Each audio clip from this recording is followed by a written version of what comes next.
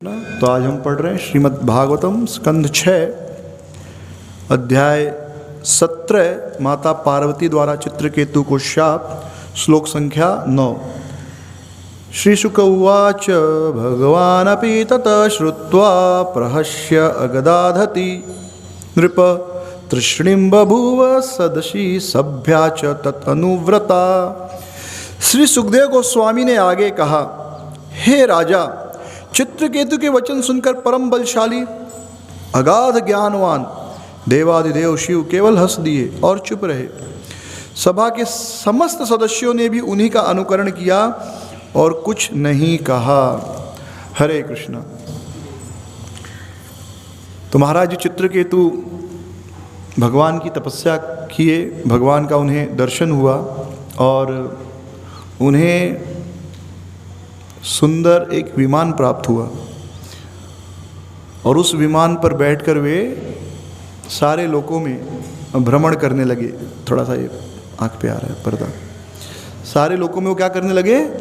भ्रमण करने लगे, घूमने लगे। तो अब घूमते घूमते वे एक सभा में पहुँचे जहाँ पर देवादिदेव परम वैष्णव भगवान शिव समस्त ऋषि मुनियों के बीच में बैठे हैं और माता पार्वती उनके गोद में बैठी हैं और वे कथा कर रहे हैं। श्रीमद् भागवतम में कहा गया कि उनको आलिंगन कर रहे थे, तो वास्तव में आलिंगन कर रहे हैं और कथा वहाँ पर वो कह रहे थे, माता पार्वती गोद में बैठी हैं। तो जब यह दृश्य चित्रकेतु महाराज ने देखा तो बहुत स्वाभाविक है, वे थोड़ा हंस दिए और कुछ बोल दिए, जो हमने पिछले 2 श्लोकों में, पिछले 3 श्लोकों में सुना कि वे शिव जी का गुणगान भी करते हैं, उनकी स्तुति भी करते हैं कि शिव जी कैसे महान हैं। लेकिन कितने आश्चर्य की बात है कि एक निर्लज्ज व्यक्ति की बात, एक shameless, like a shameless person, he was embracing his wife amidst all the saints, all the sadhus।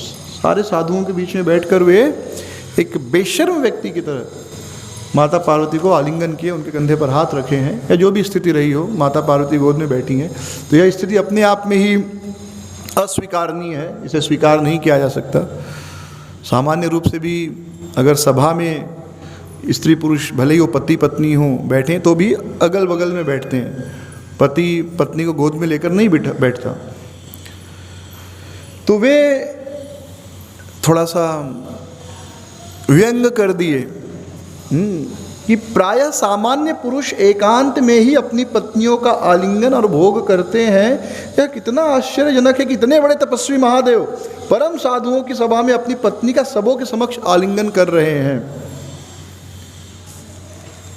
तो शास्त्रों में कुछ ऐसे प्रसंग आते हैं जिनको कभी कभी समझना बड़ा मुश्किल होता है और उनको डिफेंड करना भी मुश्किल हो जाता है। यानी सामने वाला जब आपके धर्म में बुराई ढूंढ रहा हो तो वे ऐसे प्रसंगों को पकड़ते हैं और वे आपको इन प्रसंगों का उदाहरण देंगे और कहेंगे, देखो आपका धर्म जो है कितना बोगस है। जैसे कृष्ण को बुरा कहना है तो कृष्ण को बुरा कहने के लिए तो हजारों लाखों चीज़ें हैं लोगों के पास, और स्वाभाविक भी है। भगवान जो है तो भगवान के बारे में अच्छा या बुरा दोनों अनंत ही होना चाहिए। भगवान है ना, तो अच्छा भी और बुरा भी हमारी दृष्टि से। जो बुरा है उनके अंदर वह भी अनंत होना चाहिए, अनलिमिटेड होना चाहिए, और जो अच्छा है वह भी अनलिमिटेड होना चाहिए। तो लोग ऐसे प्रसंगों का उपयोग करके किसी भी धर्म आपेक्ष करते हैं, आरोप लगाते हैं। तो उन चीज़ों को समझना बड़ा आवश्यक होता है कि यहाँ पर उस वस्तु का क्या अर्थ है, वह जो सिचुएशन उसका क्या अर्थ है, क्या वो सच में सही है या गलत है, और उसे ब्लाइंडली एक्सेप्ट नहीं करना चाहिए। कभी कभी भक्त कहते हैं कि नहीं, मैं तो ब्लाइंडली इस चीज़ को मानता हूँ। तो आप अगर किसी चीज़ को ब्लाइंडली मानते हैं और कोई दूसरा व्यक्ति किसी और चीज़ को ब्लाइंडली मानता है, तो दोनों में फिर फ़र्क क्या है? फिर वो भी जो अपनी पूजा पद्धति है या अपनी फिलॉसफी है, उसे वो भी ब्लाइंडली मान रहा है। वो कह रहा है मैं ब्लाइंडली मानता हूँ, आप भी कह रहे हो मैं ब्लाइंडली मानता हूँ। तो फिर ना उसे अधिकार है आपको प्रीच करने का, ना आपको अधिकार है उसे प्रीच करने का। क्योंकि जैसे ही हम कहते हैं कि मैं ब्लाइंडली फॉलो करता हूँ मेरे गुरु को या भगवत गीता को या श्रीमद् भागवतम को या मेरे शिक्षा गुरु को मैं ब्लाइंडली फॉलो करता हूँ, immediately you lose the right to preach. प्रचार का अधिकार केवल उसे है जो ब्लाइंडली किसी को फॉलो नहीं करता। आप अंध भक्ति करेंगे तो आप भक्ति करिए, भक्ति में कोई समस्या नहीं, लेकिन आपको प्रचार का अधिकार नहीं है फिर। क्योंकि फिर हर व्यक्ति किसी भी धर्म का, किसी भी को मानने वाला हो, चाहे वो साईं बाबा को मानने वाला हो, शिव जी को मानने वाला हो, क्रिश्चियन हो, मुसलमान हो, आप उसे ये नहीं कह सकते कि नहीं आपको देखो मेरी बात माननी चाहिए। क्यों आपकी बात माननी चाहिए? आप भी तो अपने धर्म को ब्लाइंडली फॉलो कर रहे हो, मैं भी मेरे धर्म को ब्लाइंडली फॉलो कर रहा हूँ। तो जब वो भी ब्लाइंडली फॉलो कर रहा है, आप भी ब्लाइंडली फॉलो कर रहे हो, तो ना उसे अधिकार बनता है हमें प्रचार करने का, ना हमें अधिकार बनता है उसे प्रचार करने का। ये बात समझ में आ रही है? तो जब अपने पे बात आती है और कोई चीज़ समझ में नहीं आती, तो हम कहते नहीं नहीं देखो बोला होगा तो सही ही होगा, किया होगा तो कुछ सही किया होगा, कुछ तो सही होगा। तो आप मान सकते हैं, कोई उसमें कुछ गलत नहीं है, आप मानिए, उस चीज़ को करिए, फॉलो करिए। लेकिन फिर आप यह अधिकार खो देते हैं प्रचार करने का। फिर आपको अधिकार नहीं कि किसी और को आप बोल सको कि अरे आप तो भगवान की पूजा नहीं करते, आप तो देवी देवता की पूजा करते हैं, या आप तो निराकार की पूजा करते हैं। नहीं, उसने बचपन से वो सुना, फॉलो कर रहा है, ब्लाइंडली फॉलो कर रहा है। आप भी कुछ सुने, ब्लाइंडली फॉलो कर रहे हैं। तो अगर आप प्रचार करना चाहते हैं, प्रचार का अधिकार आपको चाहिए, तो आपको चीज़ों को ब्लाइंडली फॉलो करना बंद करना होगा। अंध विश्वास से किसी भी चीज़ को फॉलो नहीं करना चाहिए, चाहे कोई भी चीज़ हो। और अंधविश्वास से कोई भी चीज़ फॉलो करना, चाहे वो कृष्ण भक्ति हो, हम कहेंगे आप अंधविश्वास भी कृष्ण भक्ति करो, फायदा देगा। विश्वास मानिए, सभी धर्मों के लोग यही बात करते हैं। ये सिर्फ आपके लिए नहीं है, ये सभी धर्मों, क्योंकि फॉर्चुनेटली अनफॉर्चुनेटली मैं सारे रिलीजन स्टडी करता हूँ, क्रिश्चियनिटी, इस्लाम, फिर दूसरे पंथों को, वो भी यही बात कहते हैं कि आप ब्लाइंडली फॉलो करो इसको और आपको भी फ़ायदा होगा। आपको क्यों प्रश्न पूछना है? तो हम कहते हैं कि आप भगवान का नाम भी एक बार ले लिए तो आपको फ़ायदा होगा, भले हमको पता नहीं क्या है ये। तो बाकी के धर्मों के लोग भी यही कहते हैं कि आप गलती से एक बार भी उनके भगवान का नाम ले लिए तो आपको फ़ायदा हो जाएगा, या उनको मानो तो भी फ़ायदा होगा, ब्लाइंडली। तो as soon as you start following anything blindly, you lose the right to preach. You can follow that religion, that system, but you don't have any right to preach others, क्योंकि वो भी अपने religion को blindly follow कर रहे हैं, आप वो इक्वल हैं। फ़र्क क्या है दोनों में? तो हमें ब्लाइंड फॉलोअर नहीं बनना, किसी का भी नहीं, किसी का भी नहीं। हमें उस चीज़ को समझना चाहिए, उसको एनालिसिस करना चाहिए, और अगर आपका धर्म सच्चा है तो आपको सही जवाब उसका मिलेगा, और अगर झूठा है तो ऐसा धर्म को फॉलो करके फ़ायदा क्या है? क्योंकि मनुष्य जीवन तो अनमोल है ना, ये बात तो हम लोगों को सिखाते हैं। तो अगर कोई चीज़ सच्ची है तो उससे भागने की ज़रूरत नहीं है। वो सत्य है, वो तो सत्य सूर्य के समान प्रकट है, दृश्यमान है, विजिबल है, उसको छुपाने का कोई ज़रूरत नहीं है। लेकिन अगर वो झूठ है तो कितने दिनों तक झूठ को हम डिफेंड करेंगे? तो यहाँ पर जो प्रसंग है कि शिव जी पार्वती माता को अपने गोद में लिए हैं, तो हमको समझना पड़ेगा कि यहाँ पर ये प्रसंग जो है हम कैसे समझ सकते हैं। जस्टिफाई तो हर व्यक्ति अपनी चीज़ों को करता है, लेकिन हमें हर स्तर पर, भौतिक स्तर पर, आध्यात्मिक स्तर पर चीज़ों को समझने का प्रयास करना चाहिए, और ये आपकी भक्ति के लिए अच्छा है, आपके इनर कन्विक्शन के लिए अच्छा है। तो शिव जी माता पार्वती को गोद में लिए हैं। किसी भी दृष्टि से ये मान्य नहीं है सामान्य व्यक्ति के लिए, इतना याद रखिए। जो व्यक्ति शिव जी के उस उदाहरण का पालन करना चाहते हैं, they are most welcome, they can do that, provided वे भी फिर शिव जैसा हलाहल विष पीने की शक्ति रखें। आप भी शिव जैसा हलाहल नहीं, बेगौन ही पी लीजिए थोड़ा। शिव जी ने तो कितना हलाहल विष पिया, तो आप थोड़ा सा बेगौन पी लीजिए, आधा लीटर का डब्बा पी लीजिए, और उसके बाद भी आपको कुछ ना हो तो यू आर अलाउड। असली वाला बेगौन, हाँ, नकली वाला नहीं, ठीक है? नहीं तो डुप्लीकेट पी लोगे, बोलोगे बेगौन पी लिया हाँ, तो उसका टेस्टिंग होगा। तो फिर आप करो, कोई प्रॉब्लम नहीं, शिव जी के रास्ते पर चलो।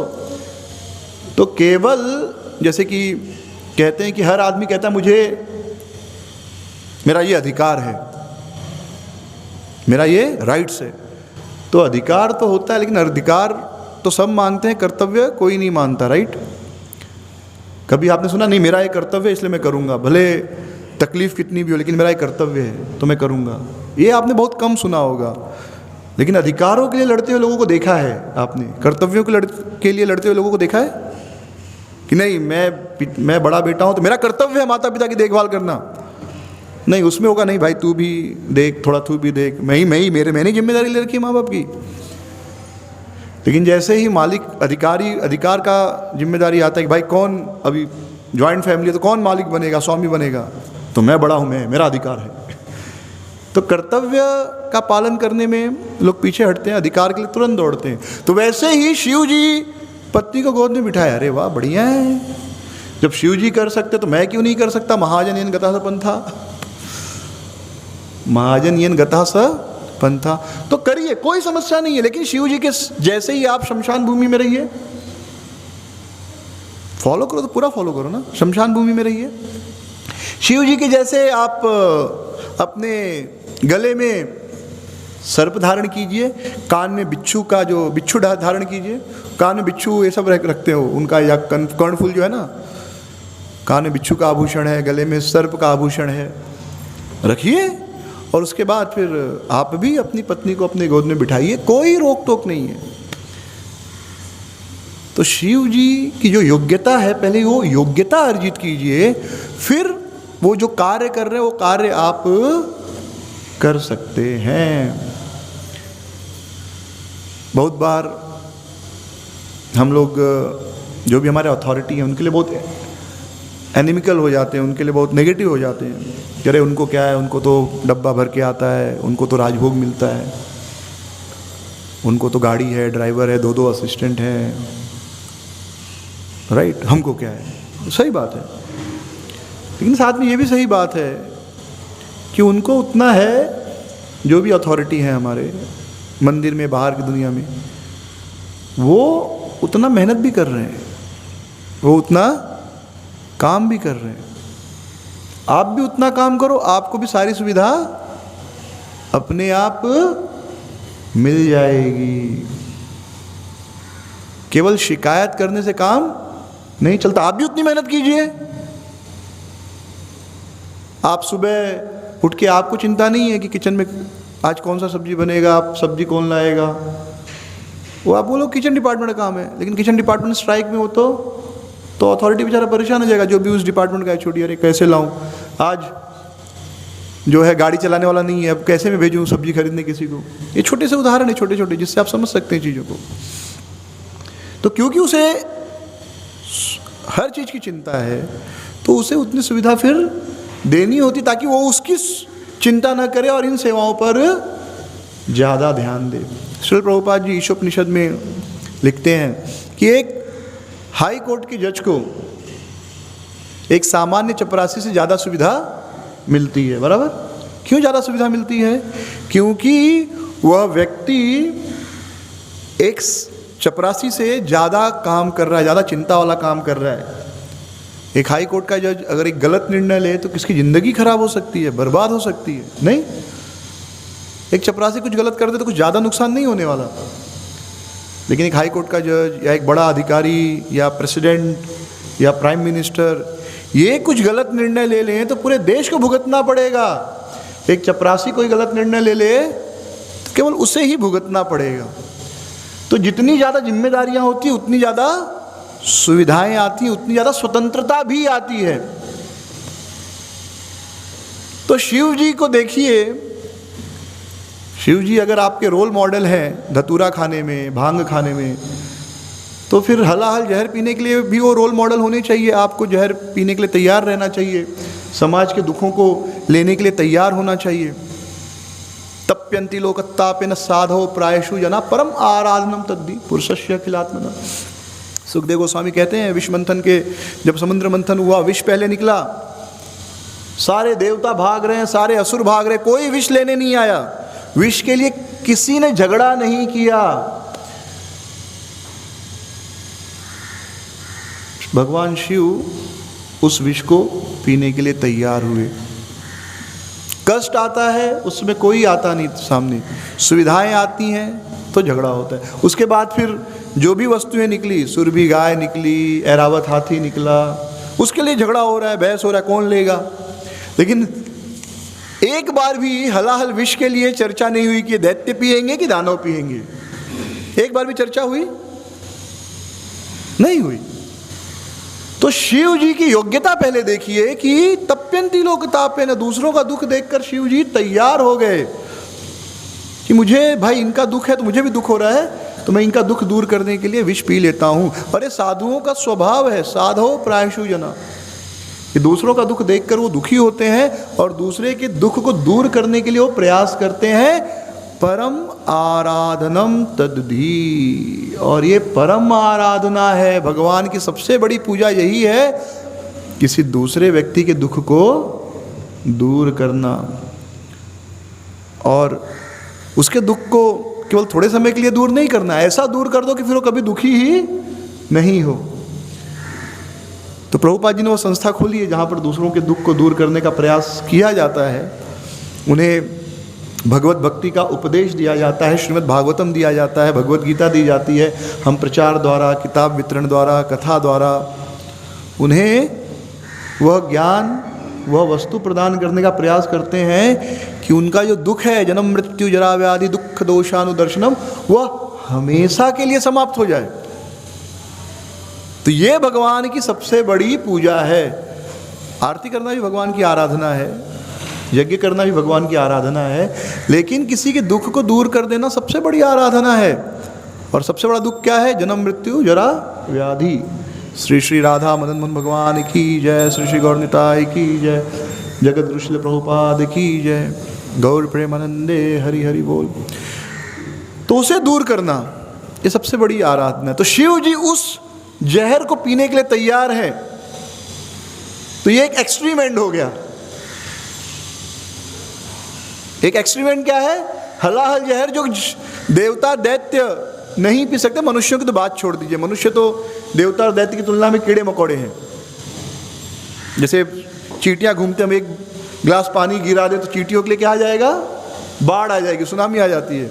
तो ऐसे देवता और असुरों के सामने हम क्या है? कीड़े मकोड़े, चींटियां हैं, उनके सामने हमारी कोई औकात नहीं। तो देवता असुर भी जो जहर नहीं पी सकते, शिव जी पी सकते हैं। ये एक एक्सट्रीम एंड है। जो कार्य सामान्य व्यक्ति नहीं कर सकता और शिव जी करते हैं, जहर पी लेते हैं। तो दूसरा कार्य भी, जैसे यहाँ पर चित्रकेतु महाराज कहते हैं कि सामान्य पुरुष एकांत में ही अपनी पत्नियों का आलिंगन और भोग करते हैं, यह कितना आश्चर्यजनक है। कितने बड़े तपस्वी महादेव परम साधुओं की सभा में अपनी पत्नी का सबों के समक्ष आलिंगन कर रहे हैं। ये दूसरा एक्सट्रीम एंड है। ये भी कोई सामान्य व्यक्ति नहीं कर सकता। तो प्रभुपाद जी यहाँ पर कहते हैं यदि यदि आचरति श्रेष्ठ, कि सामान्य लोग कहेंगे अरे शिव जी ने किया तो हम भी करेंगे, लेकिन स्मरण रखिए ये भी एक एक्सट्रीम एंड है। जैसे एक एक्सट्रीम एंड क्या था कि जिस जहर को सामान्य व्यक्ति, देवता असुर तक नहीं पी सकते, सामान्य मनुष्यों की तो बात छोड़िए, उसे शिव जी ने पिया। तो दूसरा एक्सट्रीम एंड है कि जो कार्य एक सामान्य पुरुष भी छुप कर करता है सबके सामने नहीं, भगवान जी सबके सामने पार्वती जी को अपने गोद में बिठाए हैं, आलिंगन कर रहे हैं। तो एक तो ये समझ है, एक अंडरस्टैंडिंग ये है। कोई कहेगा नहीं मैं भी करना चाहता हूँ, शिव जी किए, आप कर सकते, कोई समस्या नहीं है, लेकिन फिर शिव जी ने बाकी जो किया वो भी करना है। You can't just claim rights without deserving it. हाँ, बस ये आप नहीं बोल सकते मेरा अधिकार है, अधिकार है तो कर्तव्य भी करना पड़ेगा। आप खाली एक एंड नहीं ले सकते, शिव जी अपनी पत्नी को गोद में बिठाए सबके सामने, तो हम बैठे तो क्या गलत हो गया, कोई बात नहीं। तो कल जरूरत पड़ी तो जहर पीना पड़ेगा, तो उसके लिए भी आप तैयार रहिए। तब ये मत बोलिए नहीं मैं तो सामान्य व्यक्ति हूँ, शिव जी तो भगवान है। तब याद आ जाता है हमको, यानी शिव जी कर सकते, वो क्या है, वो तो परम वैष्णव है, देवादिदेव है, महादेव है। तो जैसे तब याद आता है, वैसे अब भी उस चीज को याद रखना चाहिए कि वो देवादिदेव है, महादेव है। तो ये तो हमारे लिए समझ हो गई। अब एक और अंडरस्टैंडिंग है कि शिव जी ऐसा क्यों कर रहे हैं, या भगवान कभी कभी ऐसे कार्य क्यों करते जो सामान्य रूप से लज्जाजनक हो, निंदनीय हो। जैसे चोरी करना निंदनीय कार्य है, कोई प्रशंसा नहीं करता। अगर आप चोरी करेंगे तो कोई प्रशंसा करेगा आपका, कोई प्रशंसा नहीं करेगा। आप दूसरे की पत्नी के साथ नाचोगे, कोई प्रशंसा करेगा आपकी, नहीं करेगा, निंदनीय कार्य है। तो भगवान ऐसे कार्यों को क्यों करते हैं, ये बताने के लिए कि वे इस भौतिक जगत से परे हैं। वो किसी नियम में बंधे नहीं हैं, वो अधोक्षज है, तीनों गुणों से परे, और वे हमारे जैसे किसी बाउंड्री में, किसी नियम में बंधे हुए नहीं है। यही तो उनकी सर्वशक्तिमत्ता है। अगर आप कहो कृष्ण से आप तो 16,108 शादी किए, आप तो दूसरे की पत्नियों के साथ नाचे, भगवान बोलेंगे नाचो, नाचा क्या कर लोगे, जाओ नाचा क्या करना है करो, क्या कर लोगे आप, पुलिस में कंप्लेन करोगे, अडल्ट्री का केस करोगे, क्या क्या कर क्या लोगे आप, चलो कि जाओ नाचे, कृष्ण बोलेंगे नाचा मैं, तुम्हारी पत्नी के साथ भी नाचूंगा, जाओ क्या कर लोगे। वो बोलते ना बम्बई की भाषा में, क्या उखाड़ लोगे, क्या उखाड़ लोगे आप, है कुछ ताकत है? हाँ, कौन सी मिलिट्री, आर्मी, एटम, परमाणु बम, न्यूक्लियर बम फेंक दोगे उनके ऊपर, क्या क्या कर क्या लोगे आप? बार बार लोग कहते हैं कृष्ण तो नाचते हैं और तो दूसरे की औरतों के साथ नाचे, हाँ नाचे, जाओ आप क्या कर लोगे? आपका दुख ये नहीं है कि कृष्ण दूसरे की औरतों के साथ नाचे, आपका दुख ये है कि आप नहीं कर सकते, क्योंकि आप करोगे तो पिटोगे और बहुत बुरा पिटोगे। तो ये दुख है आपका, दुख ये है, दुख ये नहीं कि कृष्ण ने किया, किया तो किया, क्या कर लोगे?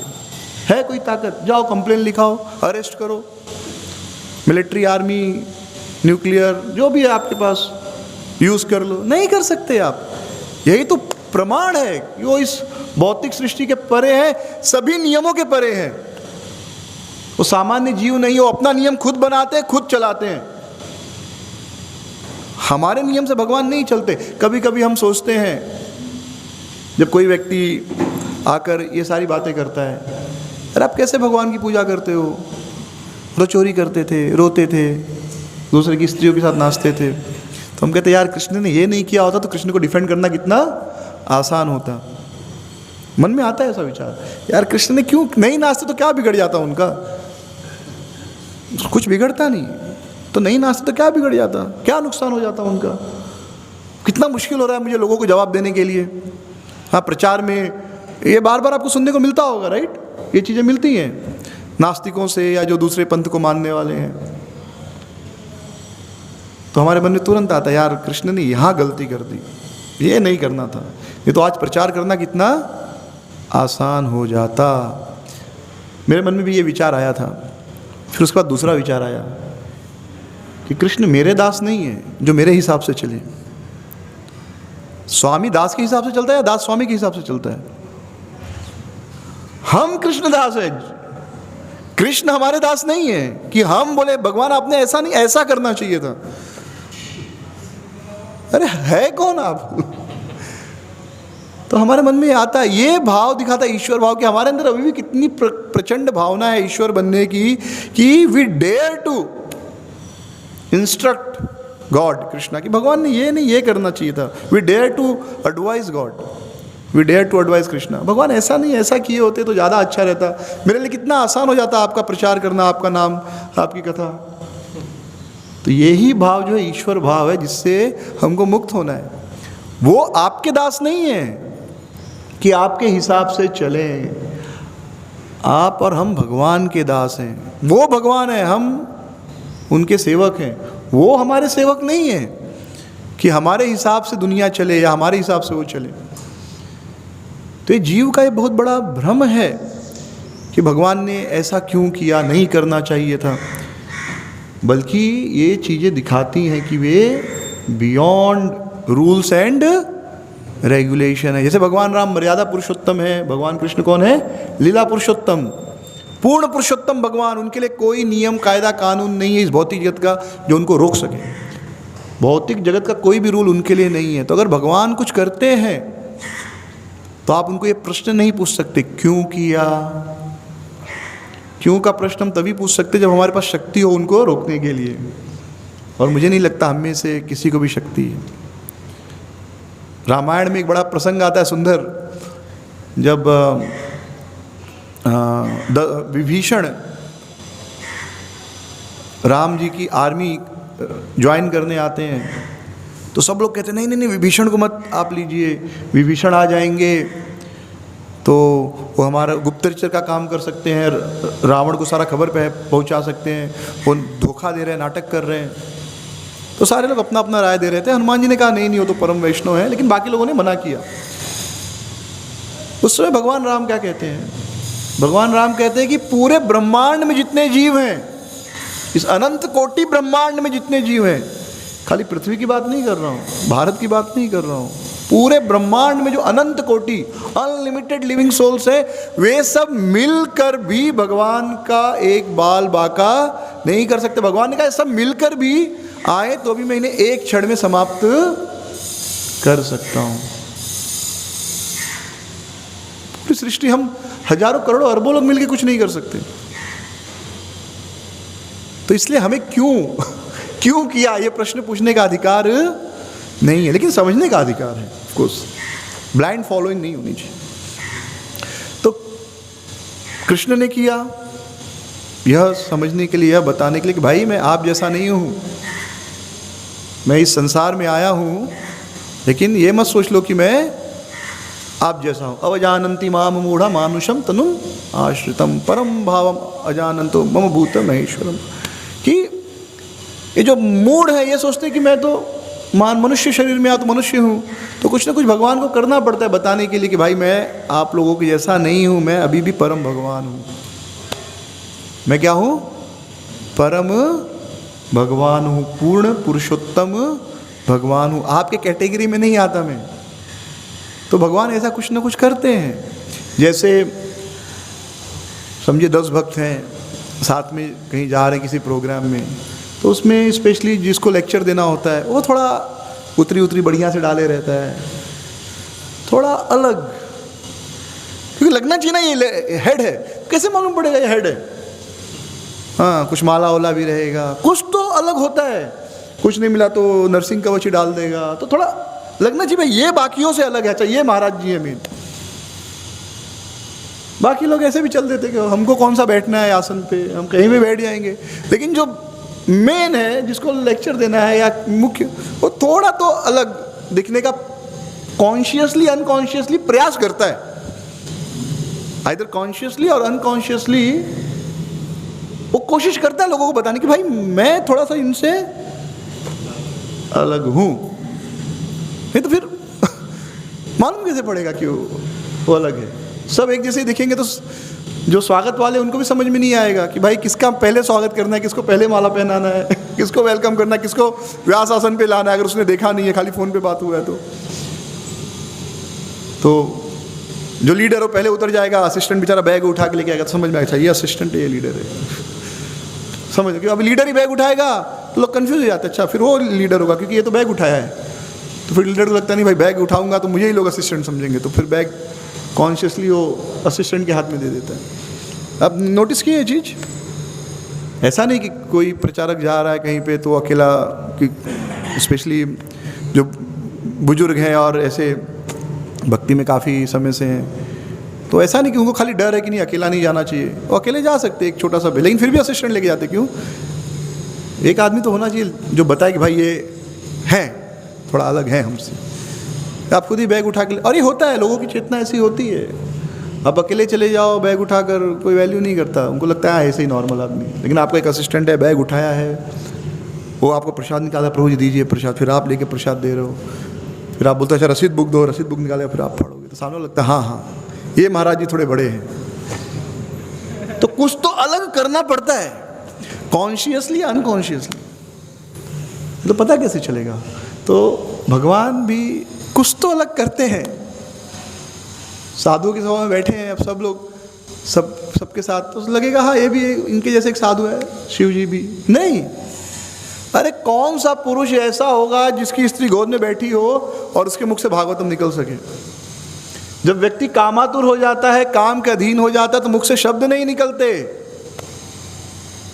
जब काम मस्तिष्क में घुस जाता है तो ठीक से बोल नहीं सकता व्यक्ति, उसकी आंखें ठीक से देख नहीं सकती। आप कामातुर व्यक्ति को देखिए, कामातुर स्त्री को देखिए, कामातुर पुरुष को देखिए, उनके मुख से नहीं निकलेगा आवाज। तो ये शिव जी की मानता है कि शिव जी के गोद में माता पार्वती बैठी है, और कोई माता पार्वती कोई सड़क छाप स्त्री नहीं है, परम सुंदरी है गौरी। इस संसार की स्त्रियों की सुंदरता की तुलना ही नहीं हो सकती उनसे, इतनी सुंदर है। हाँ, सारे अंग एकदम सुंदर हैं उनके, हर तरह से परम सुंदर, किसी भी व्यक्ति का मन मचल जाए उनको देख के, इतनी सुंदर। वैसी स्त्री गोद में बैठी है, हजारों साधुओं के बीच, लाखों साधुओं के बीच भगवान शिव अपनी भक्ति का प्रदर्शन कर रहे हैं कि देखो मेरा कृष्ण प्रेम इतना महान है। ये स्त्री गोद में बैठी है, आलिंगन भी की हुई है, मैं भी कर रहा हूँ, लेकिन चेतना मेरी कृष्ण में ही है। वो कथा कर सकते हैं और कर रहे हैं। अब सारे साधु ये थोड़े देखने के लिए बैठे हैं कि हाँ ये स्त्री पुरुष आलिंगन कर रहे हैं, वो थोड़े डेफिनेटली कथा ही सुनने के लिए बैठे होंगे और कथा ही सुन रहे होंगे। है कोई ऐसा पुरुष पूरे विश्व में, पूरे ब्रह्मांड में कि स्त्री को गोद में बैठकर ओम नमो भगवते वासुदेवाय और भागवत कथा कर सके? बल्कि ढोंगी व्यक्ति दुनिया के सामने वैराग्य का प्रदर्शन करता है, जो झूठे होते हैं, ढोंगी होते हैं, दुनिया के सामने परम वैरागी बने, अरे नहीं हमको तो स्त्रियों में कोई रुचि ही नहीं, हमें तो संसार की धन से मतलब नहीं कुछ, और पीछे भोग करते हैं। शिव जी तो विरक्त हैं, उन्हें तो कोई अंतर ही नहीं पड़ता। परम सुंदरी स्त्री गोद में बैठी है और शिव जी ओम नमो भगवते वासुदेवाय कह के भागवत कथा सुना रहे, राम कथा सुना रहे। और ऐसा नहीं कि माता पार्वती को राम कथा सुनने में रुचि नहीं है, भागवतम सुनने में रुचि नहीं, उनको भी परम रुचि है। और वो साथ में बैठती जब भगवान, और बार बार वो अपने पति से प्रार्थना करती कि आप कथा सुनाइए, और शिव जी कथा सुनाते रहते हैं। माता पार्वती उनकी परमानेंट श्रोता है उनको टेंशन नहीं करे आज लेक्चर में कोई आएगा कि नहीं आएगा।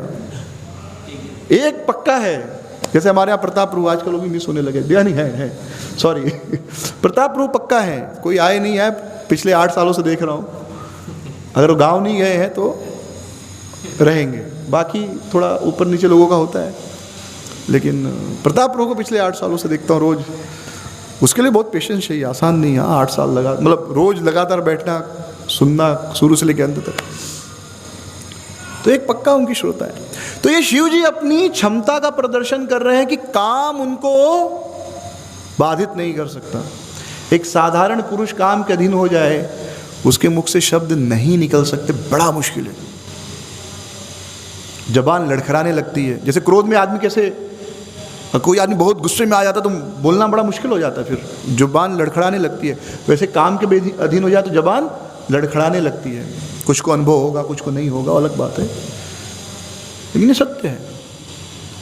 आप क्रोध से समझ सकते हैं कि जब गुस्सा आता है, आदमी जब बहुत गुस्से में आता है, जुबान लड़खड़ाने लगती है, राइट, गुस्से में। जैसे काम में भी, और नहीं ऐसा नहीं, वो ऐसे होता है। और उसमें ऐसी चेतना के साथ भागवतम करना, ये भगवान शिव की महानता का परिचायक है। आप भी करो, कोई प्रॉब्लम नहीं माता, आप भी अपनी पत्नी को गोद में लेके भागवतम पढ़ो, देखो कर पाएंगे, चांस ही नहीं है, चांस ही नहीं है। संभव ही नहीं है।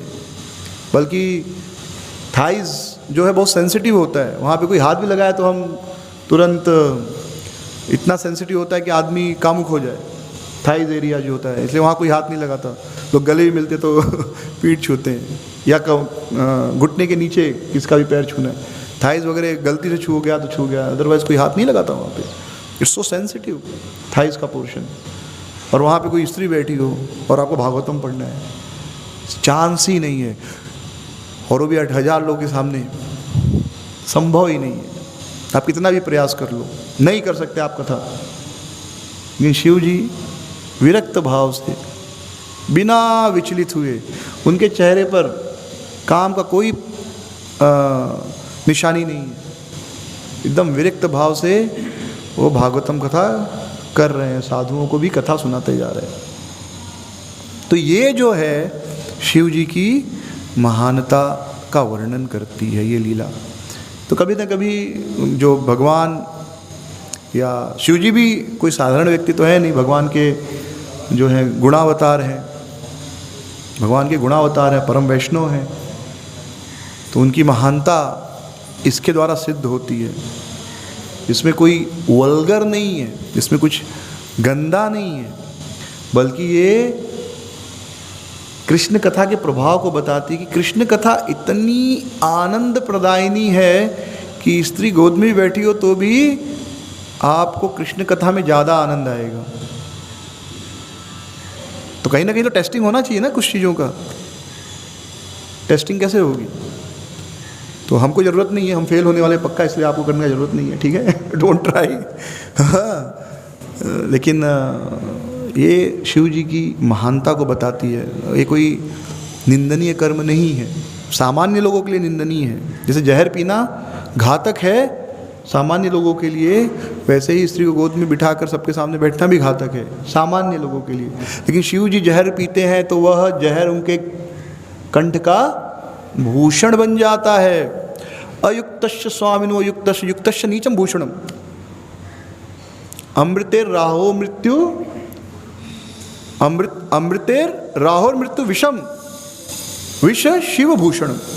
कि अयोग्य व्यक्ति को योग्य चीज मिल जाए तो भी उसको नुकसान करेगी, और योग्य व्यक्ति को अयोग्य चीज मिल जाए तो भी फायदा करेगा। जैसे अमृत तो जीवन देता है, लेकिन राहु ने पिया, अमृतेर राहोर मृत्यु, अमृत तो राहु ने पिया लेकिन मृत्यु हो गई, उसकी गला कट गया।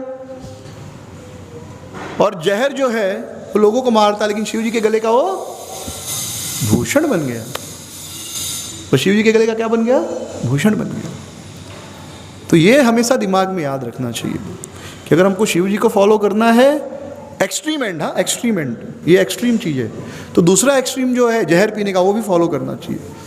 भजन करने में शिव जी को फॉलो करना चाहिए, लेकिन वो भी आप एक्सट्रीम में नहीं फॉलो कर सकते, शमशान में रह के 24 घंटा मेडिटेशन में नहीं रह सकते। तो एक तो ये जो है समझ है शिव जी के इस लीला की, कि शिव जी जो है क्यों माता पार्वती को गोद में बिठाए हैं। तो एक समझ यह भी है समझने की कि कृष्ण कथा का आनंद इतना है कि स्त्री पुरुष संग का जो सुख मिलता है, वह सुख भी उसके सामने इतना तुच्छ है कि उसका ध्यान ही नहीं होगा। तो माता पार्वती जरूरी नहीं शिव जी उनको पत्नी के रूप में देखें, उस समय स्त्री के रूप में देखें, परम वैष्णव के रूप में भी देख के आलिंगन कर सकते। क्यों? दो भक्त गले नहीं मिलते? दो भक्त जब कृष्ण कथा के आनंद में होते हैं, नाचते गाते, कुछ अच्छा सुनते हैं, कुछ अच्छा, तो इतना खुशी होती है, भगवान की भक्ति में गले मिलते हैं। तो क्यों हम ये नहीं सोच सकते कि शिव जी माता पार्वती को इतने आनंद में है कि माता पार्वती को ही गले लगा लिए कथा कहते कहते परम वैष्णवी के रूप में? क्यों ये संभव नहीं है? क्यों आप उनको उस समय एक स्त्री के रूप में देख रहे हैं कि देखो ये स्त्री पुरुष ऐसे बैठे हैं सबके सामने बेशर्म जैसे? नहीं, उनको तो शरीर का भान ही नहीं है। जब कृष्ण कथा व्यक्ति करता है, कृष्ण कथा का आनंद आता है, तो शरीर का भान ही नहीं होता है। तो ये हम ये क्यों नहीं समझ सकते कि एक वैष्णव एक दूसरे वैष्णव को आलिंगन कर रहा है कथा के आनंद में? कथा के आनंद में तो वैष्णव को आलिंगन किया जाता है ना।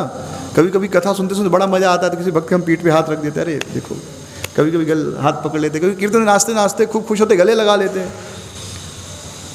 ये सारी चीज़ें बहुत प्रामाणिक है, बहुत स्वाभाविक है। आदमी खुश होता है तो किसी को भी गले लगाता है, उस समय ये नहीं देखता स्त्री है पुरुष है, हमको पालन करना चाहिए मर्यादा में। लेकिन कभी सच्ची में हो गया तो अलग बात है, उस समय आप सच में उस भाव में रहेंगे तो अलग बात है। जानबूझ के मत करना, पिटोगे बहुत जानबूझ करोगे तो। लेकिन सच में उस भाव में कोई सच में आ गया है कि अब उसको पता ही नहीं चल रहा है, बस नाच रहा है, उस समय आप गले भी लगा लिए किसी स्त्री को भी तो भी ना हो स्त्री, क्योंकि वो जो टच है वो मालूम पड़ता है कि इस आदमी ने कामुकता के भाव से मुझे स्पर्श किया कि एक परम आनंद के भाव में स्पर्श किया। तो नौटंकी करने का जरूरत नहीं है, वो पता चल जाएगा। लेकिन सच में है तो चिंता नहीं कीजिए, पिटेंगे तो भी पवित्र होंगे। लेकिन मैं रिकमेंड नहीं कर रहा हूँ, ठीक है पर यह अवस्था आती है। चैतन्य महाप्रभु जगन्नाथ के दर्शन कर रहे थे और एक स्त्री आई और उनको जगन्नाथ जी के दर्शनों की बड़ी इच्छा थी। उस स्त्री को पूरा मंदिर भरा पड़ा है, वो स्त्री जगन्नाथ जी को देखना चाहती है। कैसे देखे? वो क्या की, महाप्रभु के कंधे पर चढ़ गई। एक सन्यासी जो स्त्रियों को देखते नहीं थे, एक सन्यासी जो विरक्त व्यक्ति है उसको बचना चाहिए स्त्री को देखने से, नहीं तो उसके अंदर काम विचार आएगा। या जो एक विरक्त स्त्री है उसको भी पुरुष को देखने से बचना चाहिए, अगर विरक्त है तो, सन्यास नहीं है तो। वैसे कोई कंसेप्ट नहीं है बट ठीक है। तो वह स्त्री चढ़ गई महाप्रभु के कंधे पे। बाकी लोग कह रहे, अरे उतरो उतरो, क्या कर रही हो तुम, महाप्रभु को छू दिया, आप क्या हो? महाप्रभु के कोई नहीं हो तो भगवान के दर्शन में मुझे स्पर्श किया, तो परम पवित्र वैष्णव है, उस समय छुई उसको। वो थोड़े शरीर के भाव में थी कि मेरा स्त्री शरीर है, नहीं, बल्कि पवित्र हुआ उसको छूकर। तो महाप्रभु भी गोपी भाव में है, कृष्ण को देख रहे, जगन्नाथ को देख रहे हैं, तो वो भी स्त्री रूप में है कि भाई जगन्नाथ है, मैं तो उनकी सेविका हूँ। कृष्ण ही पुरुष है ना, बाकी हम सब तो स्त्री हैं। तो जब कृष्ण के लिए नाचते नाचते गलती से, I am not recommending again, don't take it otherwise, पर हो गया कभी तो कोई पाप नहीं है। होता है कभी कभी ऐसा, प्रेम हृदय में उमड़ता है, हर व्यक्ति को गले लगाने की इच्छा होती है। कथा का ये प्रभाव है, ईर्ष्या निकल जाती है। श्रीमद् भागवतम कथा अगर रेगुलर पढ़े, अगर पढ़ें, नहीं पढ़ेंगे तो भक्त भी आपको असुर नजर आएंगे। लेकिन अगर आपके जीवन में नित्य भागवतम का श्रवण है, नित्य, नित्य मतलब नित्य, तो असुर भी, आई रिपीट, अगर आपके जीवन में नित्य भागवतम का श्रवण है, रोज आप भागवतम पढ़ रहे हैं 1 घंटा 1.5 घंटा, तो असुर भी भक्त लगने लगेंगे। और अगर भागवतम का श्रवण नहीं है तो भक्त भी आपको डीमन, असुर लगने लगेंगे। और एक कई बार अनुभव हुआ है मुझे अगर भागवतम पढ़ते रहते हैं सारे भक्त अच्छे लगते हैं, जैसे ही छूट गया भागवतम पढ़ना, कोई भी कारण हो, मैराथन हो, बुक डिस्ट्रीब्यूट, कोई भी कारण हो, फंड रेजिंग, कोई भी होता है, कुछ प्रेशर आ गया, फेस्टिवल्स है तो हफ्ते भर मैराथन, जन्माष्टमी आ गया, and then you start feeling, यार कैसे लोग हैं यहाँ पे, मैं कहाँ आ गया, you start feeling like that. लेकिन वही आप 2-4 दिन लगातार भागवतम पढ़ लीजिए 2-4 घंटे, और फिर रोज़ पढ़ते रहिए, आपको देखिए सारे भक्त एकदम बढ़िया लगेंगे, सारे आपको चतुर्भुज विष्णु दिखेंगे कब? जब भागवतम रेगुलर पढ़ेंगे तो ऐसा भाव आता है जीवन में, सारे भक्त अच्छे लगते हैं, सबको गले लगाने का मन होता है। हृदय जब प्रसन्न होता है सब अच्छे लगते हैं, हृदय जब दुखी होता है सब बुरे लगते हैं। तो हम ये क्यों नहीं सोच सकते यहाँ पर कि शिव जी इतने प्रसन्न है, कथा में इतना उनको आनंद आ रहा है कि उनकी पत्नी बगल में बैठी हो, तो शिव जी वो भी गुरु है ना, सभी ऋषियों के लिए गुरु हैं। जैसे मुझे याद है, पिताजी मेरे टीचर हैं और मेरी माँ अनपढ़, तो टीचर को मतलब मास्टर लोग बोलते हैं, तो जितने लोग हम जिस चाल में रहते थे सब लोग पिताजी को मास्टर मास्टर बोलते थे, और मेरी माँ को मस्टराइन मस्टराइन, मतलब मास्टर की पत्नी मस्टराइन। अनपढ़ है, अपना साइन भी नहीं कर सकती, नाम भी नहीं लिख सकती, लेकिन मास्टर की पत्नी है तो मस्टराइन हो गई, साथ में ही वही सम्मान। अब पंडित जी बड़े बड़े वेदों के ज्ञाता हैं, उनकी पत्नी को कुछ नहीं आता, लेकिन फिर भी वो क्या हो गई, पंडिताइन हो गई, इतना सम्मान है। तो जो सम्मान पंडित जी को मिलेगा पंडिताइन जी को भी मिलेगा, भले उनको एक अक्षर नहीं आता हो। सत्य है कि नहीं? तो भाई शिव और पार्वती जी तो ऐसे कोई सामान्य स्त्री तो है नहीं, वो भी भगवान की शक्ति हैं, गौरी, हाँ, तो वो तो शिव जी के साथ बैठी है, तब खुश हुए शिव जी, लगा लिया होगा आलिंगन, कथा करते करते भाव में आ गए होंगे, तो कोई दोष नहीं है उस समय, कोई दोष नहीं। जैसे चैतन्य महाप्रभु के कंधे पर इस स्त्री ने अपना पैर रखा तो वो दोष नहीं है, वो भक्ति का परम अवस्था है। आप देखेंगे तीर्थ स्थानों पर तो एक ही नदी में, यहाँ पे औरतें नहा रही, यहाँ पे पुरुष नहा रहे हैं, पुरुष कोपिन में नहा रहे हैं, गमछे में नहा रहे हैं, औरतें भी थोड़ा सा कपड़ा पहन के जो भी है, फिर वहीं वो कपड़े भी बदल रही हैं, लेकिन वहाँ कोई बुरा नहीं मानता, क्योंकि वहाँ पे सबकी एक अलग चेतना होती है, हम एक अलग चेतना से जाते हैं कि हम नर्मदा जी के किनारे आए हैं, गंगा जी के किनारे आए, माँ गंगा की शरण में आए, तो हम देखते भी हैं औरतें कपड़े बदलते, हम खुद ही आँख इस तरफ करके निकल जाते हैं, फिर स्नान करते हैं।